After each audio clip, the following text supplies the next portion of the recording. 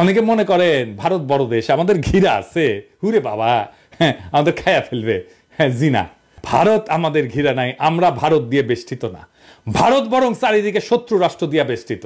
সরাসরি শত্রু না হইলেও তারা ভারতের বন্ধু না, যারা ভারতকে বেষ্টন করে আছে। ম্যাপটা খুলে দেখেন, একদিকে পাকিস্তান, চীন, নেপাল, বাংলাদেশ, আর ওইদিকে মায়ানমারের গণতন্ত্রকামীরা জিতে গেলে ওরা বাম্বু দেবে ইন্ডিয়াকে সকাল বিকাল। ইন্ডিয়াকে ঘিরে ফেলা হয়েছে চারিদিক থেকে, চারিদিকে ওর হোস্টাইল টেরিটরি। আর আমরা তিস্তার চায়নাকে ডেকে আনা চিকেন নেক চাইপা ধরবো।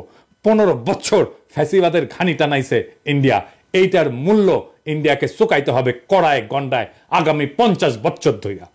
একটা কবিতা ছিল, মুক্তিযুদ্ধের সময় লেখা হয়েছিল, সেই কবিতা আমরা আবার পড়ব।